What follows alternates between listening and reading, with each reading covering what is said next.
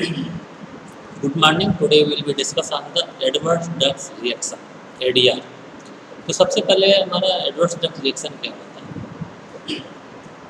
Any drug reaction is defined as any response to drug that is noxious and unintended and that occur at dose used in man for prophylaxis, diagnosis या therapy। जो adverse drug reaction है वो क्या होता है कि हम कोई भी ड्रग लेते हैं फार्माकोलॉजिकल एक्शन के लिए लेते हैं। हर ड्रग का डिफाइन है, उस डिफाइन का इंटेंडेड यूज है। इंटेंडेड यूज के अलावा जो भी एक्शन आता है हम उसको बोलते हैं एडवर्स ड्रग रिएक्शन। ड्रग हम किसके लिए लेते हैं? ड्रग हम लेते हैं प्रोफाइलेक्सिस के लिए, डायग्नोसिस के लिए और थेरेपी के लिए। बीमारी को सही करने के लिए, डायग्नोसिस में बीमारी का पता करने के लिए, बीमारी से बचने के लिए कि हम कोई बीमारी ना। तो जो हमारा इंटेंडेड पर्पज है हर ड्रग का, उस इंटेंडेड पर्पज के अलावा कोई भी उसका इफेक्ट आता है, उस इफेक्ट को हम एडवर्स ड्रग रिएक्शन कहते हैं। इसका definition as per WHO means होता है वर्ल्ड हेल्थ ऑर्गेनाइजेशन और वर्ल्ड हेल्थ ऑर्गेनाइजेशन इसका डिफिनेशन दिया है। And adverse drug reaction is defined as any response to a drug that is noxious and unintended and that occur at dose used in man for prophylaxis, diagnosis या therapy. ये हमारा adverse drug reaction का definition हो गया। इसके बाद आता है हमारा classification of ADR। Adverse drug reaction का क्या क्लासिफिकेशन है? तो सबसे पहला क्लासिफिकेशन होता है, फर्स्ट पार्ट हम बोलते हैं beneficial ADR, beneficial adverse drug reaction. Beneficial बहुत से ड्रग ऐसे होते हैं जब डेवलपमेंट हुआ उसका इंटेंडेड पर्पज दूसरा था, बट उसका रिस्पांस डिफरेंट आने की वजह से वो उस कैटेगरी में यूज किया जाने लगा। एग्जाम्पल के लिए एस्प्रिन हमारा टेक्सटाइल सैलिसिलिक एसिड होता है। पहले जब वो डेवलप हुआ था तो मेनली यूज किया जाता था एनाल्जेसिक के लिए, दर्द हमारा गोली में उसका यूज किया जाता था। बट उसका क्या करता है कि उसका डिफरेंट कैटेगरी ऑफ ड्रग के साथ यूज करने लगा। वो एंटीकोगुलेंट प्रॉपर्टी होती है, एंटीकोगुलेंट प्रॉपर्टी को इम्प्रूव कर देता है, इसलिए बहुत से ग्लोपी के साथ उसका कॉम्बिनेशन होता है। कार्डियक पेशेंट को देते हैं जिनको ब्रेन स्ट्रोक है या क्लॉट लाइसिस या कहीं ब्लड क्लॉट हो चुका रहता है, तो वारफरीन सोडियम के साथ भी हम एस्प्रिन देते हैं। वो क्या करता है, वारफरीन सोडियम का एंटीकोगुलेंट प्रॉपर्टी इंक्रीज करता है। तो ये हो गया हमारा बेनिफिशियल ADR।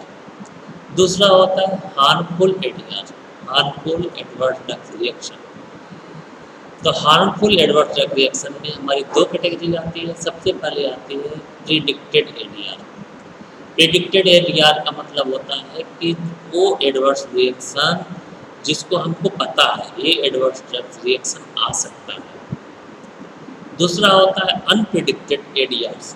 अनप्रिडिक्टेड ADRs का मतलब कि हमको उसका प्रिडिक्शन नहीं था, जिसको हमको पता नहीं था कि ये एडवर्स ड्रग रिएक्शन आएगा और वो एडवर्स ड्रग रिएक्शन आ गया, उसको बोलते हैं अनप्रिडिक्टेड ADR। तो प्रिडिक्टेड ADRs में जो हमका प्रिडिक्शन है जिस ADRs का, उसमें आता है adverse drug reaction due to excessive pharmacological action.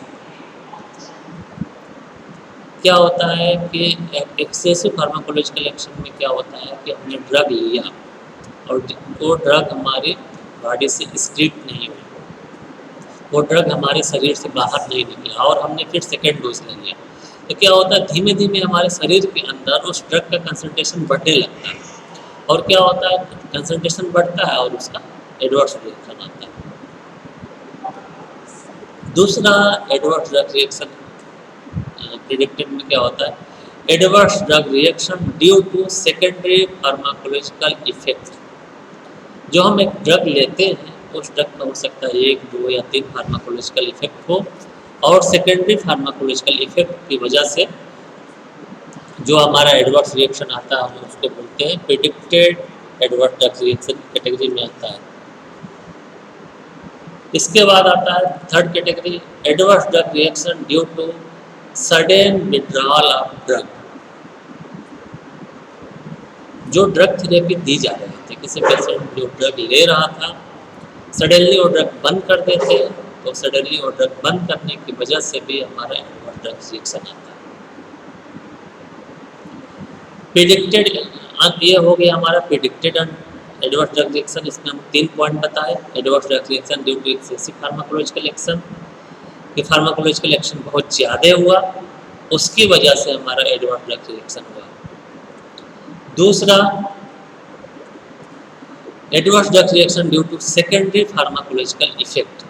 जो एडवर्स ड्रग रिएक्शन है, जो हमने ड्रग लिया है उस ड्रग के सेकेंडरी टर्शियरी फार्माकोलॉजिकल एक्टिविटी होती है, 2-3 उसके फार्माकोलॉजिकल रिस्पांस होते हैं, और उस फार्माकोलॉजिकल रिस्पांस की वजह से जो एक्शन आता है उसको सेकेंडरी फार्माकोलॉजिकल इफेक्ट का एडवर्स ड्रग रिएक्शन बोलते हैं। जो तीसरी कैटेगरी होती है ADR due to sudden withdrawal of drug. जो ड्रग है उसको सडनली बंद कर दिया गया, जो पेशेंट वो ड्रग ले रहा था उसको स्टॉप कर दिया गया, उसकी डोजिंग बंद कर दी गई, तो उसको हम बोलते हैं adverse drug reaction to sudden withdrawal of drug. Next जो कैटेगरी थी अनप्रेडिक्टेड एडीआर्स। अनप्रेडिक्टेड एडीआर्स का मतलब हमारा ये प्रेडिक्शन था पहले, कि हमारा ये प्रेडिक्शन था कि हम अगर ये ड्रग लेते हैं तो हमारा ये एडवर्स ड्रग रिएक्शन हो सकता है। दूसरी कैटेगरी है अनप्रेडिक्टेड, हमारा कोई प्रेडिक्शन नहीं है, कि हमको पता ही नहीं है कि ये एडवर्स ड्रग रिएक्शन होगा, और वो अगर एडवर्स ड्रग रिएक्शन आता है तो हम उसको बोलते हैं अनप्रेडिक्टेड एडवर्स ड्रग रिएक्शन। इसमें क्या होता है, पहला अनप्रेडिक्टेड एडवर्स ड्रग रिएक्शन में एलर्जिक रिएक्शन, स्किन में क्या होता है रेसेस हो जाते हैं, वो क्या होता है अनप्रेडिक्टेड एडवर्स ड्रग रिएक्शन होता है। एलर्जी रिएक्शन होती है वो अनप्रेडिक्टेड एडवर्स ड्रग रिएक्शन है। जेनेटिकली डिटरमाइंड रिएक्शन, यह भी हमारा अनप्रेडिक्टेड एडीआर में आता है। आइडोसाइमेट्री, टैटोजेनिसिटी, टेट्राजेनिसिटी।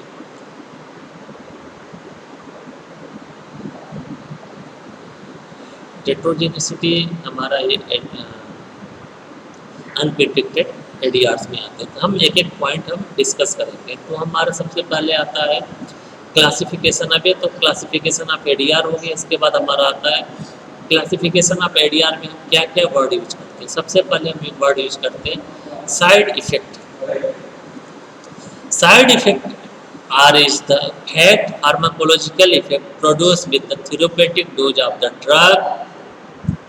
जो हम थेरेप्यूटिक ड्रग देते हैं, जो हमारा डोज है, हर ड्रग के डोज डिफाइन है, डोज रिजिमा डिफाइन है।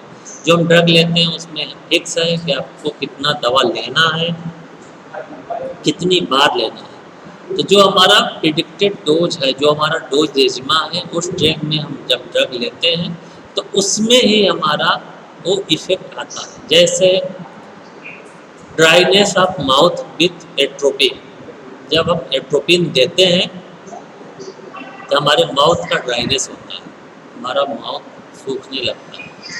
हम इसको बोलते हैं, हमारी जो कैटेगरी आती है साइड इफेक्ट में आती है। नेक्स्ट होता है जो ये साइड इफेक्ट है, कई बार हमारे लिए प्रॉब्लम होता है, ट्रबलसम होता है पर्टिकुलर कंडीशन, और किसी किसी कंडीशन में हमारे लिए यूजफुल होता है। जब हम एग्जाम्पल जैसे हम देखें तो सबसे पहले हमारा क्या आता है कि हमने एट्रोपिन लिया। एट्रोपिन जब हम लिए हैं तो एट्रोपिन लेने को हमारा ड्राइनेस हुआ। तो कोई अगर पेप्टिक अल्सर का पेशेंट है, जिसको पेप्टिक अल्सर है, पेप्टिक अल्सर का पेशेंट है, और उसको हमने एट्रोपिन दिया, तो उस कंडीशन में क्या होगा, उस कंडीशन में ड्राइनेस होगी, माउथ का ड्राइनेस होगा। ये अनडिजायरेबल कंडीशन है।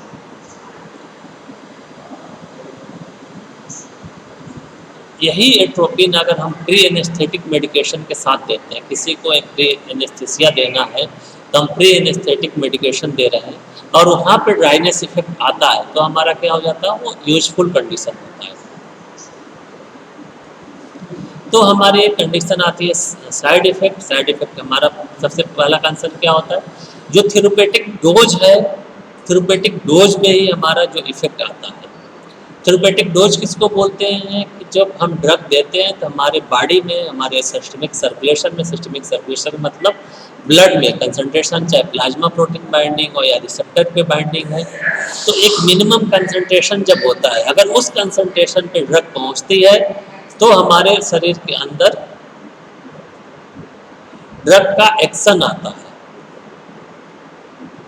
ड्रग का एक्शन आएगा, अगर उसको हम बोलते हैं मिनिमम इफेक्टिव कंसंट्रेशन। अगर उस कंसंट्रेशन से कम है अगर ड्रग का कंसंट्रेशन, तो हमारे शरीर के अंदर ड्रग का फार्माकोलॉजिकल रिस्पांस नहीं आएगा।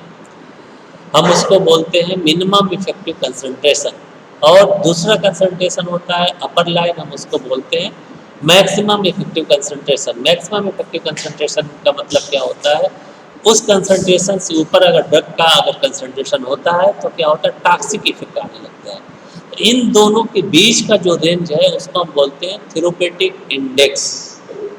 जो मिनिमम इफेक्टिव कंसंट्रेशन है और मैक्सिमम इफेक्टिव कंसंट्रेशन है, इन दोनों के बीच का जो रेंज है हम उसको बोलते हैं थेरेपेटिक इंडेक्स।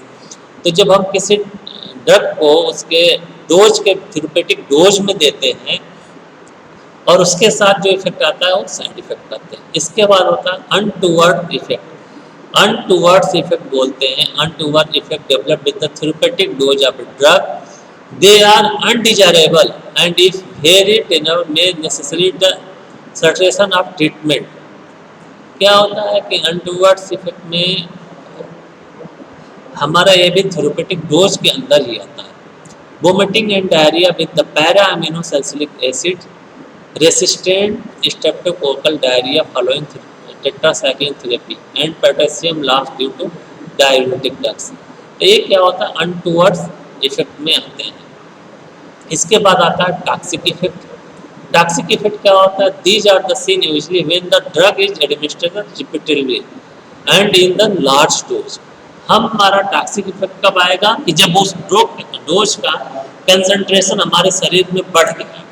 वो किसके वजह से बढ़ेगा कि हम बार बार डोजिंग करते जा रहे हैं और वो ड्रग हमारे बॉडी से एक्सक्रीट नहीं हो रहा है, हमारा वो ड्रग मेटाबोलाइट नहीं हो रहा है, बॉडी से एक्सक्रीट नहीं हो रहा है, हमारे बॉडी से एक्सक्रीशन यूरिनेशन से, स्वेटिंग से या मेटाबोलाइट के स्टूल से जैसे भी बाहर निकले, जो भी एक्सक्रीशन का उसका प्रोसीजर है, या तो ड्रग एक्सक्रीट नहीं हो रही है। दूसरा कंडीशन होता है कि हम ड्रग बार बार ले लेंगे, उसका क्या हो गया, डोज बढ़ गया, हमारे शरीर में कंसंट्रेशन बढ़ गया, हम उसको बोलते हैं, उसके वजह से जो इफेक्ट आएगा उसको बोलते हैं toxic effect. Drug toxicity usually the primary attribute of drug and is dose dependent. जो टॉक्सिक इफेक्ट है वो डोज डिपेंडेंट होता है। अगर हमने डोज ज़्यादा दिया है तभी टॉक्सिक इफेक्ट आने का चांस रहता है। एग्जाम्पल के लिए हमारा मार्फिन, अगर मार्फिन का हम हायर डोज देते हैं तो क्या होगा, पैरालिसिस ऑफ रेस्पिरेशन। जो हमारा रेस्पिरेटरी सिस्टम है जिससे हम सांस लेते हैं उसका क्या होता है, पैरालिसिस हो जाता है। दूसरा, हम डिफनेस, हमको सुनाई नहीं देता है।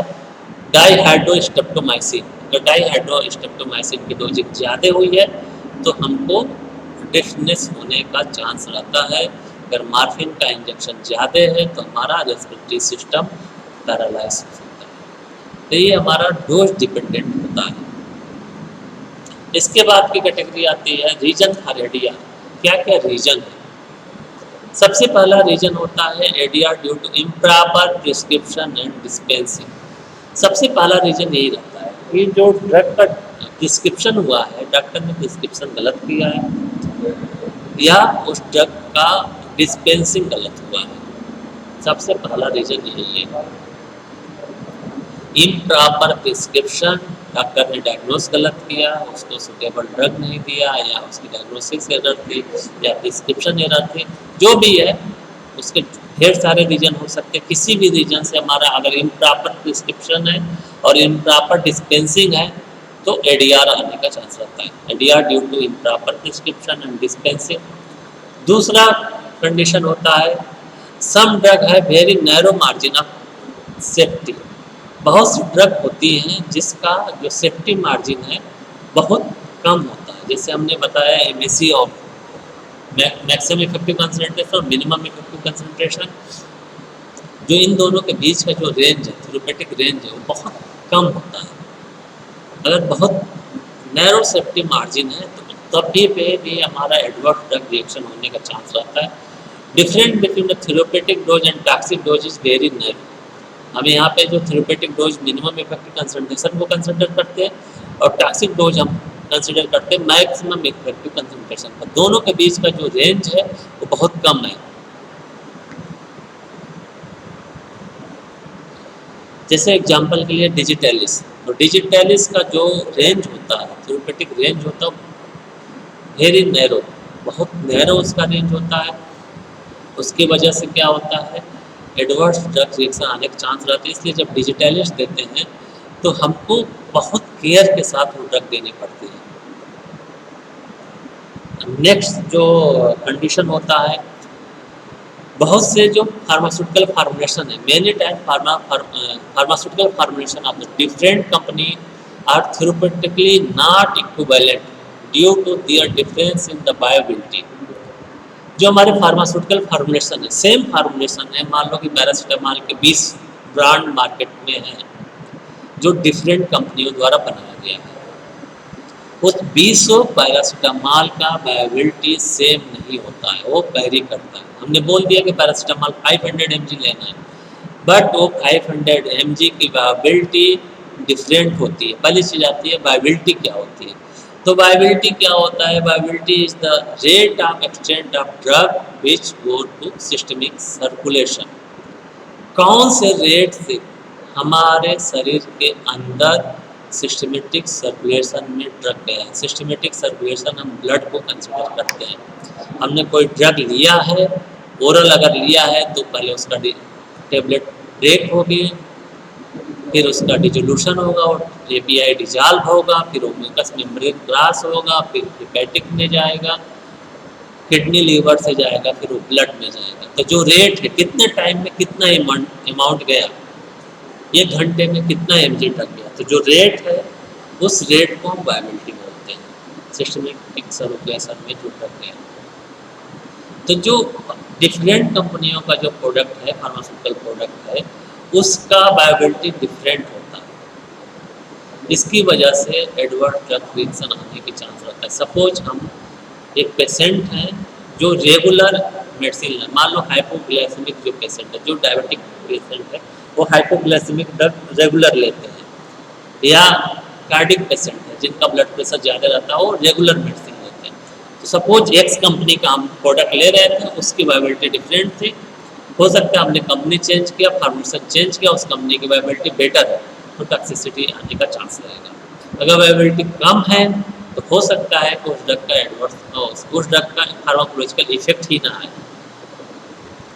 तो बहुत सी चीज़ें डिपेंड होती है बायोबिलिटी पे, उस फार्मूलेशन पे जो कंपनी ने प्रोडक्ट बनाया, उसका फार्मूलेशन कैसे डिजाइन था, उसको कैसे डेवलप किया हुआ है, उसमें क्या एक्सपीरियंस यूज किए हैं, किस टाइप का एपीआई है, एपीआई की क्वालिटी क्या है, एक्सपीरियंस की क्वालिटी क्या है, उनके फिजियोकेमिकल प्रॉपर्टी चेंज तो नहीं हो गए, स्टोरेज कंडीशन क्या था, उसका अगर कंट्रोल टेम्परेचर कंट्रोल उसका ट्रांसपोर्ट था, तो टेम्परेचर तो वेरी नहीं कर गया, टेम्परेचर उसका एक्सकर्सन तो नहीं हो गया, 228 पे था और रास्ते में कहीं 15 डिग्री सेल्सियस पे तो नहीं चला गया था प्रोडक्ट, उसकी वजह से प्रोडक्ट डिग्रेड हो गया। तो बहुत सी चीज़ें कंसीडर होती हैं जो हम ड्रग की इफिकेसी पे इम्पैक्ट करती हैं। तो इन वजह से भी हमारा रीजन होता है एडवर्स ड्रग रिएक्शन आने का।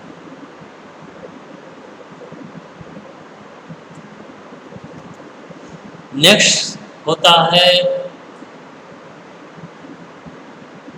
ये तो हमारे ड्रग रिलेटेड हो गए। इसके बाद कंडीशन आती है पेशेंट की, क्योंकि हर पेशेंट का रिस्पांस एक जैसे नहीं होता, उनका ऑप्टिमम कंडीशन डिफरेंट होता है। These are the factor can be monitor, there are some factor related to patient. Patient से रिलेटेड क्या हो सकता है? उसका एज, उसका पेरिस्टलिक मूवमेंट।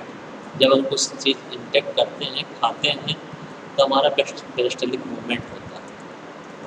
वो पेरिस्टलिक मूवमेंट की वजह से भी हो सकता है। उसका डाइट कैसा है,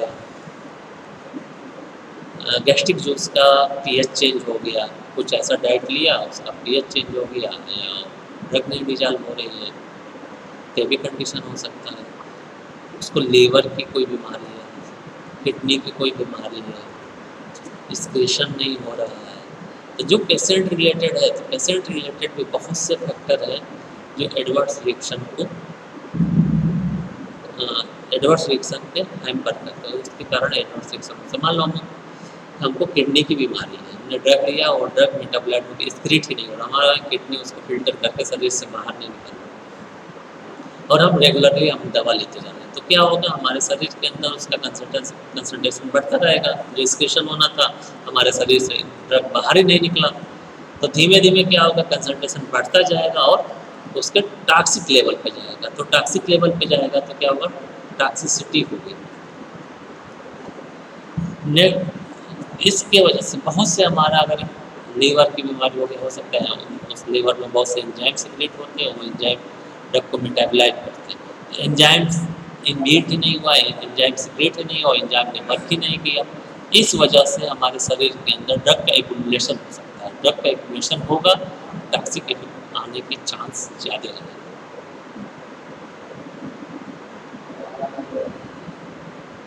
drug index disease with example, antibiotic है, इसके वजह से डर्मेटोलॉजिकल रिएक्शन हो सकता है, रैशेस हो सकते हैं, अदर डर्मेटोलॉजी की प्रॉब्लम हो सकती है।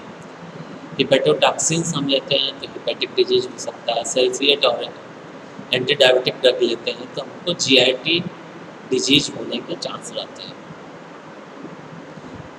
इसके बाद होती है हिमेटोलॉजिक डिसऑर्डर। हिमेटोलॉजिक डिसऑर्डर हम ब्लड के जो डिसऑर्डर है हम इसको हिमेटोलॉजिक डिसऑर्डर बोलते हैं। तो सबसे पहले हिमेटोलॉजिक डिसऑर्डर में हमारा आता है ये प्लास्टिक एनीमिया। ये प्लास्टिक एनीमिया का टाइप होता है। ये हमारा क्लोरामफेनिकॉल, सल्फोनामाइड और फेनाइल बीटाजोन के कारण हो सकता है।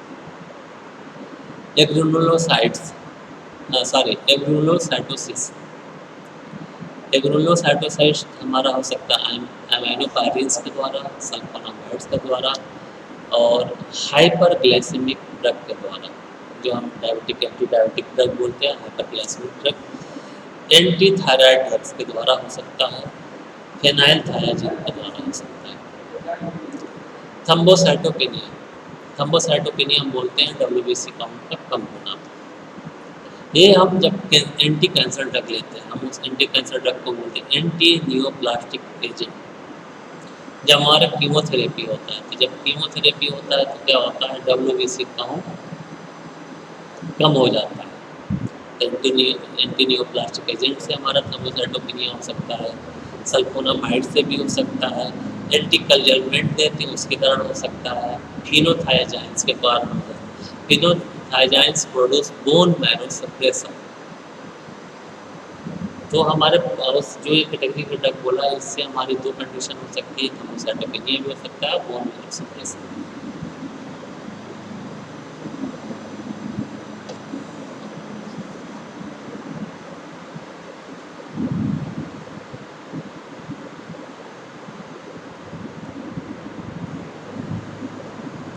इसके बाद हमारा आता है मेगलोब्लास्टिक एनीमिया। मेगलोब्लास्टिक एनीमिया हो सकता है purine and pyridine derivative, folic acid antagonist and other agent like ketotoin, vitamin B12 and folic acid deficiency.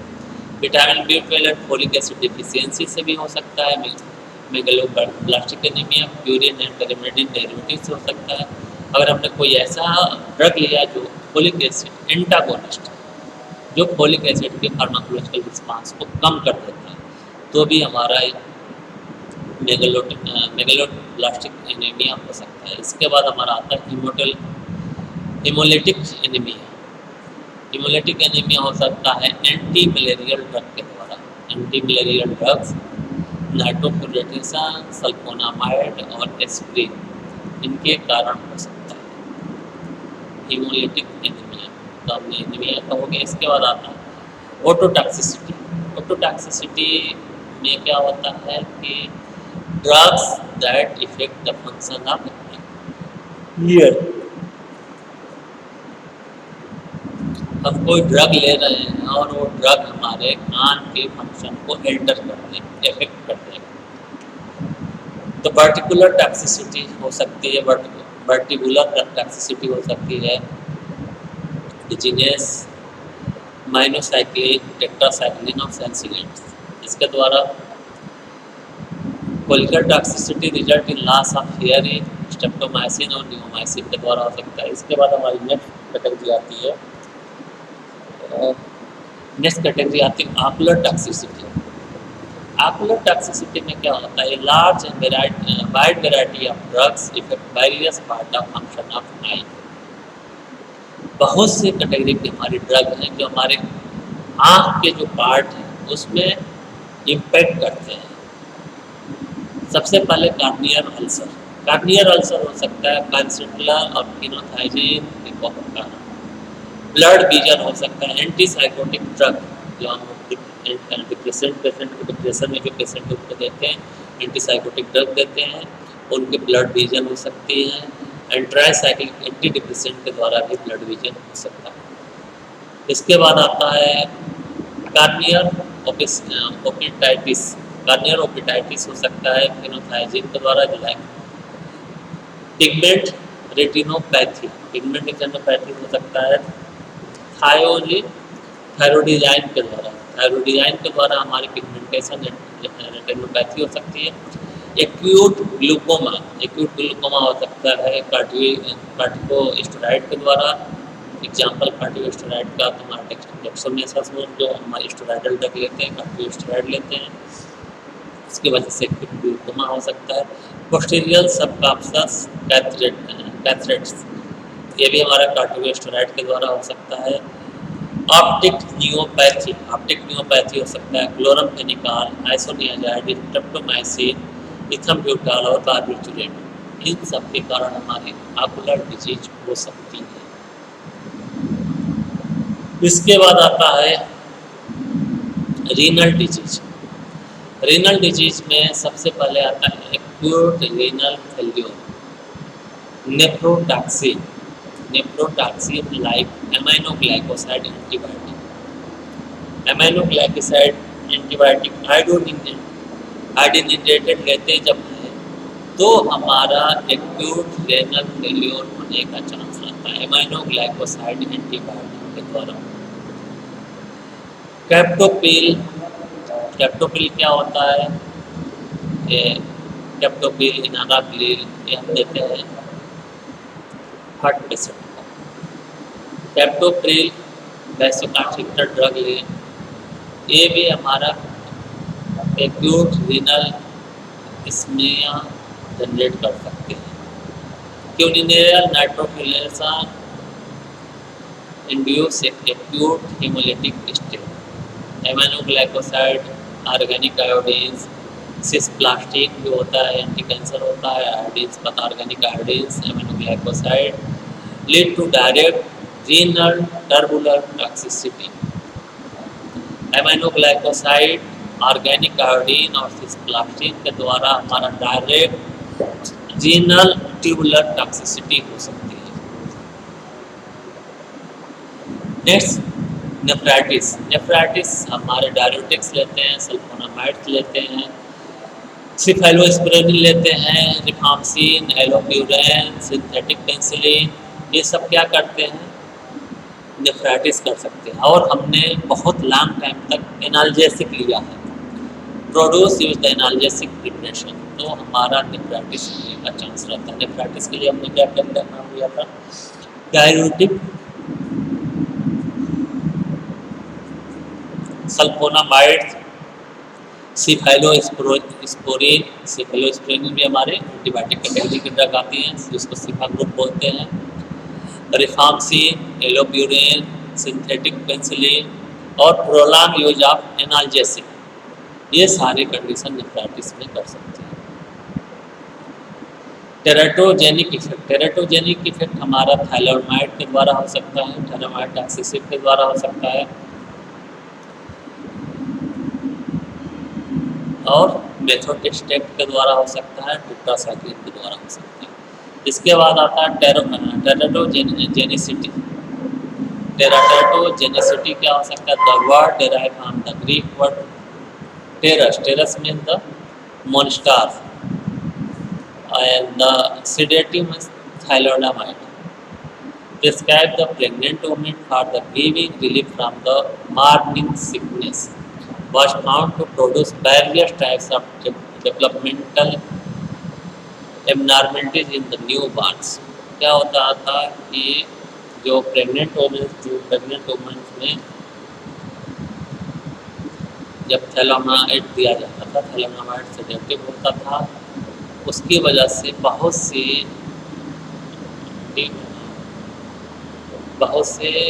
क्या बोलते हैं उसको, एबनॉर्मलिटीज होने लगी, जो नए बच्चे पैदा होते थे। The thalidomide tragedy has become various nation to impose strict teratogenicity test of new drug before their introduction in the therapeutics. जो थैलामाइड की वजह से बहुत से जब एबनॉर्मलिटी होने लगे न्यू बॉर्न चाइल्ड में, तो हर कंट्री के रेगुलेशन ने क्या किया कि जब भी कोई भी ड्रग लॉन्च होगा, नया ड्रग मार्केट में आएगा, तो बिना इसके टेस्टिंग के मार्केट में नहीं आएगा।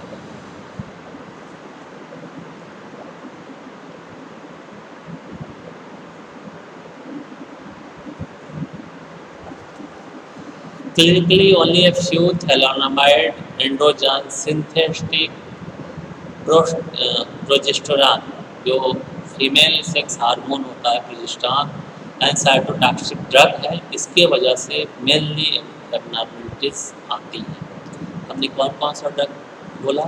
Thalidomide, androgen synthetic progesterone, androgen synthetic progesterone है, और साइटोटॉक्सिक ड्रग्स, इसके वजह से यह इफेक्ट आता है। Direct study in human is not possible. हम जो इसका इफेक्ट करते हैं, हमें स्टडी ह्यूमन बॉडी में नहीं कर सकते। इसके लिए क्या करते हैं, इस स्टडी के लिए एनिमल पे डिफरेंट स्पीसीज के एनिमल लेते हैं और उस एनिमल पे ही ये स्टडी की जाती है। The effect are stabilize by the careful retrospective analysis. ये हमारा एडवर्स ड्रग रिएक्शन था। इसके बाद हम नेक्स्ट टॉपिक में हम vitamin deficiency leading to teratogenicity in animal, इसमें जो बहुत से जो विटामिन है उसकी वजह से क्या होता था, उसके बाद में डिस्कस करेंगे। फिर क्लिनिकल टॉक्सिसिटी के बारे में बात करेंगे, जिसमें हमारा पॉइजनिंग आते हैं, drug in the clinical toxicity, इसमें causes of poison, acute poisoning, chronic poisoning, ये सारी चीज़ें आते हैं, और हमारे यूनिवर्सल एंटीडोट्स और कैसे इफेक्ट करते हैं। इसमें पॉइजनिंग में हमारे lead poisoning, cannabis poisoning, opium poisoning, barbiturate poisoning, unpredicted adverse drug reaction, ये सारी चीज़ें हमारी अभी आगे डिस्कस करेंगे। इसके बाद हमारा लास्ट 2-3 चैप्टर बच गए हैं, वो क्लिनिकल टॉक्सिसिटी, वो हम नेक्स्ट वीडियो में सारी चीज़ें डिस्कस करेंगे।